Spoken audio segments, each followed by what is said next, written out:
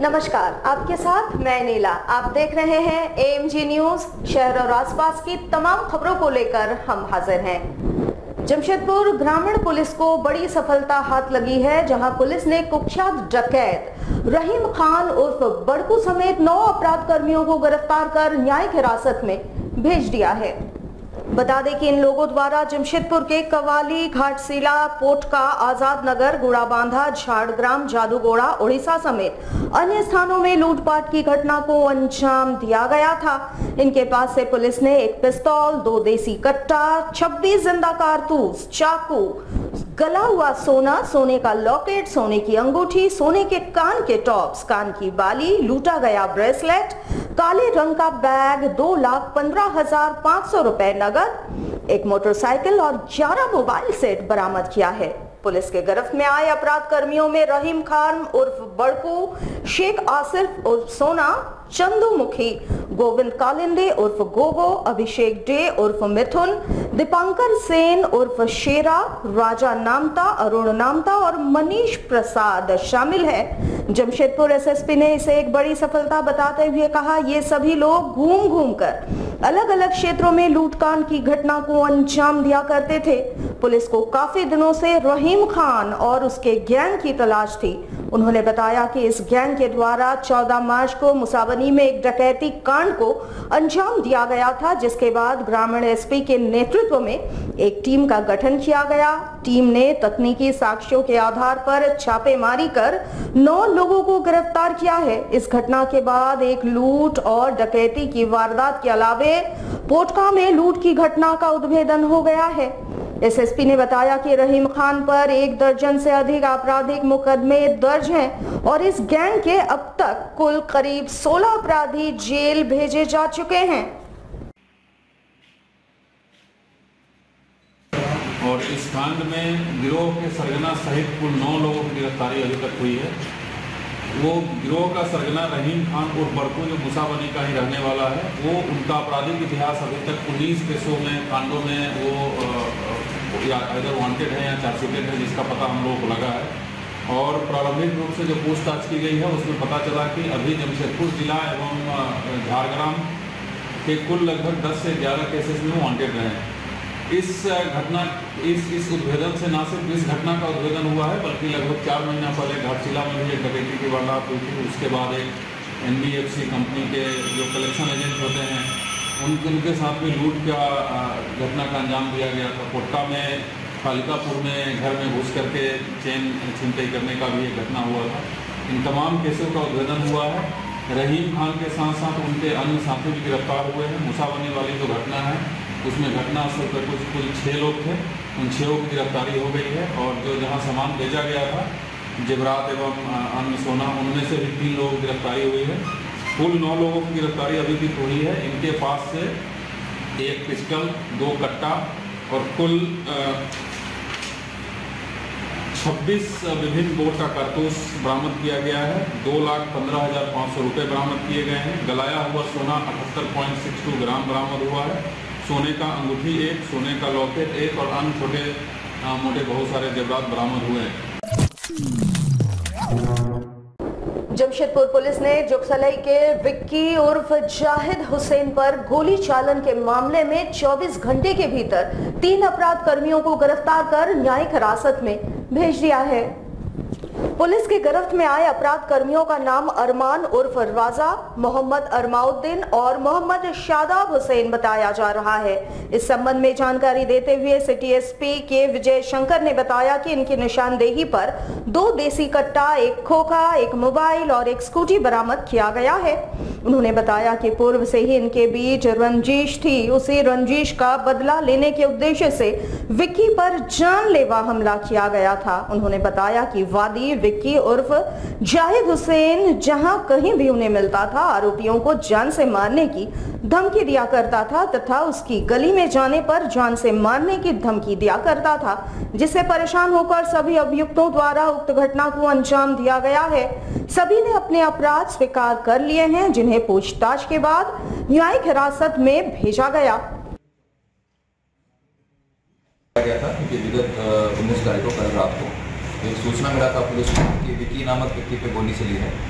इस्लाम नगर के नीचे जो शिव घाट है वहाँ पे इनके गोली चली है सूचना मिला था। तो इसको त्वरित कार्रवाई करते हुए ASP रॉनॉल्डर साहब के नेतृत्व में एक टीम बनाया गया था, जिसमें दूसरा प्रभारी फिलहाल भी शामिल थे और इनके द्वारा बहुत ही अच्छा टीम काम करते हुए केस को 3 घंटे में ट्रैक कर दिया है। इसमें यह पता चला कि विकी के खिलाफ, विकी के ऊपर अरमानुद्दीन और मोहम्मद शराब, ये 3 लोगों के द्वारा मिलकर इसको मारने का पहले से इनका प्लान बना के रखा हुआ था।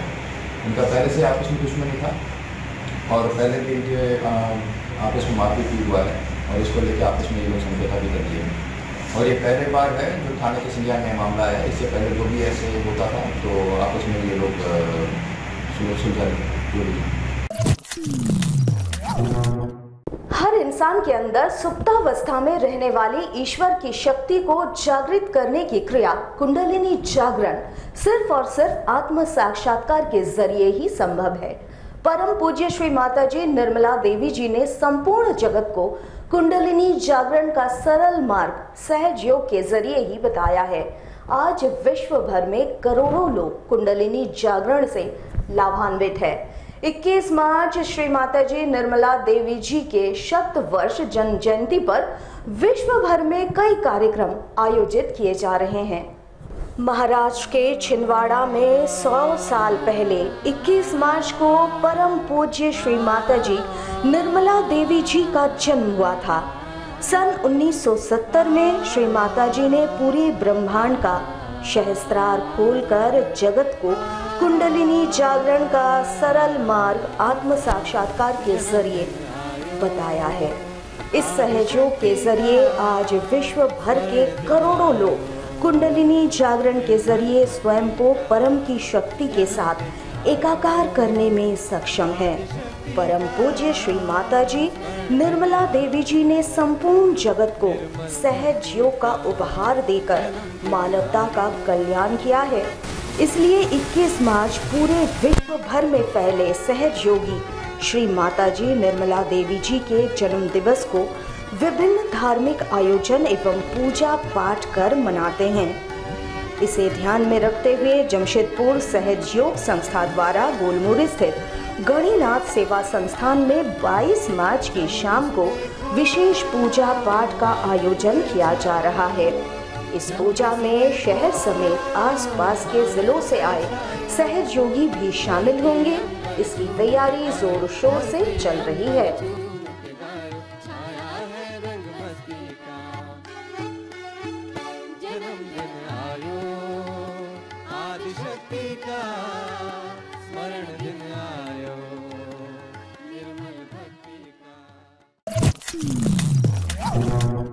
मुख्यमंत्री तीर्थ दर्शन योजना के तहत पूर्वी सिंहभूम जिले से 78 लाभुकों को सोमनाथ तथा द्वारिका दर्शन के लिए सोमवार को रवाना किया गया।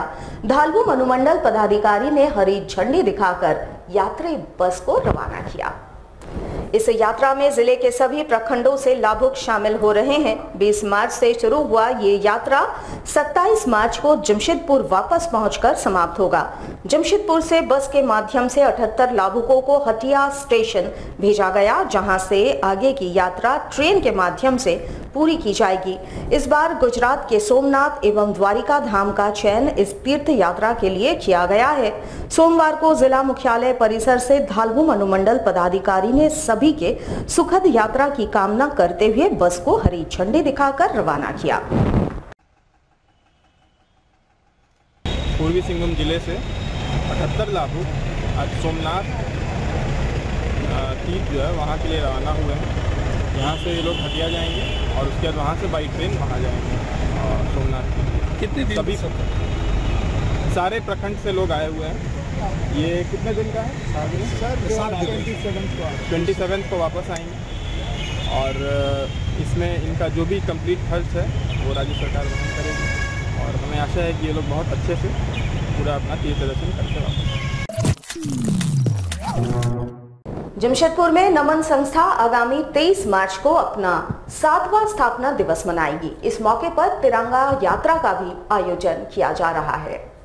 देश की एकता और अखंडता दर्शाने और शहर वासियों को एकजुट करने हेतु लगातार इस तिरंगा यात्रा निकाली जाती है। 23 मार्च शहीद दिवस के मौके पर इसका आयोजन किया जाता है। इसी दिन देश के वीर सपूत भगत सिंह, सुखदेव और राजगुरु ने हंसते हंसते अपनी कुर्बानी देश की आजादी को समर्पित कर दिया था और नमन संस्था लगातार पूरे वर्ष देश के महान वीर बलिदानियों को शहादत को याद करते हुए कार्यक्रम आयोजित करती है। शहर के एग्रीको ट्रांसपोर्ट मैदान से ये यात्रा शुरू होगी और शहर के विभिन्न इलाकों से होते हुए वापस एग्रीको ट्रांसपोर्ट मैदान पहुंचकर तिरंगा यात्रा समाप्त होगी। सैकड़ों की संख्या में युवा हाथों में तिरंगा झंडा लिए इस यात्रा में शामिल होंगे। माँ भारती की एक रथ है जो आगे इस यात्रा को लीड करती है। लीडर इस भारत माता की रथ, और दो नारे भारत माता की जय, वंदे मातरम, एक झंडा वो है तिरंगा। इसमें सभी लोगों का समर्थन अभी कर रहा हूँ, अनुरोध कर रहा हूँ कि कृपया करके अपने नौजवानों को राष्ट्रभक्ति और देशभक्ति के इस धारा के साथ आप जुड़िए, क्योंकि इस धारा के साथ अगर नौजवान जुड़ गया, जिसके सीने में इस प्रकार के वीर बलिदानियों का हीरो के रूप में चित्रण होगा, उसका शाहरुख खान या अमिताभ बच्चन या अक्षय कुमार नहीं होगा, उसके हृदय में मंगल पांडे, चंद्रशेखर आजाद, महाराणा प्रताप, लक्ष्मीबाई जैसे लोग अगर हीरो के रूप में रहेंगे तो वो नौजवान कभी भी गलत रास्ते पे भटक नहीं सकता है। वो नौजवान अपने परिवार का और समाज के लिए सदैव ही एक यशस्वी नौजवान होगा, तब जाकर के माँ भारती को यश की प्राप्ति होगी। इसी एक उद्देश्य शहर एवं आसपास के इलाकों में बेजुबान पशु पक्षियों को कैद कर खरीद बिक्री करने पर प्रतिबंध लगाने की मांग को लेकर हिंदू पीठ जमशेदपुर का एक प्रतिनिधि मंडल सोमवार को उपायुक्त विजया यादव से मुलाकात कर एक मांग पत्र सौंपे गए मांग पत्र के माध्यम से हिंदू पीठ जमशेदपुर की महिला इकाई की अध्यक्ष कुमकुम सिंह ने बताया कि हमारे प्रदेश झारखंड की गरिमा हमारे वनों और वनों में रहने वाले जीव जंतु पशु पक्षियों से है। नागरिक और सरकार भी वन संपदा एवं बेजुबान पशु पक्षियों की रक्षा करने को हमेशा सजग है, लेकिन हमारे जिले के कई जगहों पर पक्षियों को कैद कर बिक्री करने की घटनाएं खुलेआम देखने को मिल रही है। उदाहरण के लिए साक्षी मिनी बस स्टैंड के समीप कई दुकानों में बेजुबान पशु पक्षियों की खरीद बिक्री लंबे समय से हो रही है। उन्होंने बताया कि पक्षी स्वच्छंद होकर विचरण करते ही अच्छे लगते हैं, उनकी आजादी छीनना मानवता के नजरिए से भी कदापि उचित नहीं है। सूचना के अनुसार भारत सरकार के एनिमल वेलफेयर बोर्ड ने राज्य को पत्र लिखकर पशु पक्षियों को कैद करने वाले व अवैध कारोबार करने वाले लोगों के खिलाफ कार्रवाई करने का आदेश दिया था। Prevention of cruelty to animals act 1960 का हवाला देते हुए उन्होंने वैसे कारोबारियों पर नकेल कसे जाने की मांग की। हिंदू पीठ के तहत हम लोग आए हुए हैं यहाँ पे मिलने के लिए। हिंदू पीठ के सभी सदस्य यहाँ पे मिलने आए हैं कि जमशेदपुर के विभिन्न जगहों पे पंछियों को कैद करके बेचा जा रहा है, उनको आज़ाद कराने के लिए आज हम लोग डीसी मैम से मिलने आए थे। उनसे अनुरोध किया है कि वो कुछ उचित कार्रवाई करें इस पर कि जो पंछी कैद हैं उन्हें वो आज़ाद करें। प्रिवेंशन ऑफ क्रुएलिटी एक्ट 1960 के तहत पंछियों को कैद करके नहीं बेचा जा सकता है, उन्हें आज़ाद करना ही होगा। उनकी आज़ादी के लिए ही हम ये लड़ाई। जमशेदपुर के पूर्व सांसद शैलेंद्र महतो के खिलाफ भूमिज मुंडा समुदाय का आक्रोश बढ़ता ही जा रहा है। भूमिज मुंडा समाज के लोगों ने शैलेंद्र महतो पर इतिहास को तोड़ मड़ोड़ कर भूमिज मुंडा समाज के स्वतंत्रता सेनानियों का नाम इतिहास के पन्ने से हटाने का आरोप लगाया। इसको लेकर सोमवार को भूमिज मुंडा समुदाय के लोग पूर्वी सिंहभूम जिला मुख्यालय पहुंचे और उपायुक्त से मुलाकात कर एक मांग पत्र सौंपते हुए मंगलवार को ऐतिहासिक गोपाल मैदान में प्रस्तावित रघुनाथ महतो की जयंती पर आपत्ति जताई। समाज के लोगों ने बताया कि जिस रघुनाथ महतो का जिक्र स्वतंत्रता सेनानी के तौर पर किया जा रहा है, दरअसल उनका नाम किसी भी स्वाधीनता आंदोलन में कहीं भी शामिल नहीं है। चौहाड़ विद्रोह के असल नायक धालभूमगढ़ के राजा जगन्नाथ सिंह धवलदेव एवं उनके जागीरदार जगन्नाथ सिंह पातर थे। रघुनाथ महतो शैलेंद्र महतो की दिमागी उपज है, जिसे पूरा महतो समाज भी मान रहा है, जो कहीं ना कहीं स्वतंत्रता सेनानियों का अपमान है। प्रतिनिधि मंडल में शामिल शिव सिंह सरदार ने साफ कर दिया है कि महतो समाज के इस काल्पनिक रघुनाथ महतो का पुरजोर विरोध किया जाएगा। उन्होंने बताया कि देश की आजादी में भूमिज मुंडा समाज के हजारों लोगों ने बलिदान दिया, जिसे पूर्व सांसद शैलेंद्र महतो तोड़ मड़ोड़ कर पेश कर रहे हैं, जिनका हर स्तर पर विरोध किया जाएगा। स्वतंत्र देश है, संविधान के तहत चलता है और यह देश भी जो मिला बहुतों के बलिदान से मिला। तो वैसे एक क्रांतिकारी है हमारा रघुनाथ सिंह और बैजनाथ सिंह, जगन्नाथ सिंह, हजारों हजार हमारे समाज के भूमिज मुंडाओं ने बलिदान दिया और अंग्रेजों से लोहा लिया। उन्हीं में से एक है धालभूम का जो प्रथम स्वतंत्रता संग्राम, धालभूम का प्रथम स्वतंत्रता संग्राम जो धालभूम के राजा जगन्नाथ धवलदेव लड़ते हैं और उनका एक जागीरदार होता है दामपड़ा के, संयोग से उनका भी नाम जगन्नाथ सिंह पातर, वो उस समय लड़ते हैं और उनका श्रेय आज शैलेंद्र महतो और पूरे महतो समाज के द्वारा उनके ऊपर में रघुनाथ महतो का नाम लिया जा रहा है कि भारत में प्रथम स्वतंत्रता संग्राम वो धालभूम का जो लड़ाई लड़े हैं वो रघुनाथ महतो लड़े हैं, जो एक काल्पनिक है और शैलेंद्र महतो का दिमागी उपज है। उसका विरोध में आज हम लोग 2006 से विरोध करते आ रहे हैं। ऑल इंडिया पोस्टल एवं RMS pensioners association Singhbhum division की ओर से 3 सूत्री मांगों को लेकर सोमवार को गोलमुरी डिविजनल कार्यालय के समक्ष एक दिवसीय धरना एवं प्रदर्शन किया गया। इस धरना प्रदर्शन के माध्यम से अखिल भारतीय डाक एवं आरएमएस पेंशनर्स एसोसिएशन के सेक्रेटरी जे भट्टाचार्य ने बताया कि पोस्टमैन ग्रुप डी और मेल गार्ड का पे फिक्सेशन 1996 1 जनवरी को हो चुका है, मगर आज तक उसका भुगतान नहीं किया गया है। इसके अलावे डायरेक्टर रिक्रूटमेंट क्लर्क और असिस्टेंट के ट्रेनिंग पीरियड को समाहित करने का काम किया गया है। साथ ही रूल 9 के मामले डिवीजन लेवल पर पेंडिंग रखा गया है, जिससे पेंशनर और पेंशन में विसंगतियां आ रही है। इसका जल्द से जल्द समाधान नहीं किया गया तो आने वाले दिनों में राज्य स्तर पर व्यापक प्रदर्शन किया जाएगा। उन्होंने जल्द से जल्द इन विसंगतियों को दूर करते हुए बकाया राशि का एरियर भुगतान किए जाने की मांग की। हम लोग पोस्टमैन ग्रुप डी और मेल गार्ड का पे फिक्सेशन 1/96 से हुआ था, जो कि हमारे डायरेक्टरेट से दिल्ली से भी ऑर्डर आ चुका था, लेकिन उसका अभी तक पेमेंट नहीं हुआ। एक नंबर। दूसरा नंबर, हमारे जो डायरेक्ट रिक्रूटमेंट PA है, क्लार्क और फटिंग असिस्टेंट जो है, इन लोग का जो ट्रेनिंग पीरियड को भी TDOP और BCR में संयुक्त करने के लिए किया जा रहा है, जो कि अभी तक नहीं हुआ और जो हमारे डायरेक्टरेट लेवल दिल्ली से ऑर्डर आ चुका है। यही और रूल 9 का केस 2-4 आदमी का हमारा यहाँ पड़ा हुआ है, जो कि डिविजनल ऑफिस और डिविजनल ऑफिस में ही इसका लेट हो रहा है। ये लोग कुछ करते नहीं हैं, इसके अगेंस्ट में हम लोग कर रहे हैं। अगर जल्दी से जल्दी इसका नहीं समाधान हुआ तो हमारा झारखंड लेवल में इसका कभी भी भूख हड़ताल या उग्र आंदोलन करने के लिए हम लोग पेंशनर लोग बाध्य होंगे। आज के लिए बस इतना ही। कल आपसे फिर मिलेंगे कुछ नई खबरों के साथ। तब तक के लिए AMG न्यूज की पूरी टीम को दीजिए इजाजत। नमस्कार।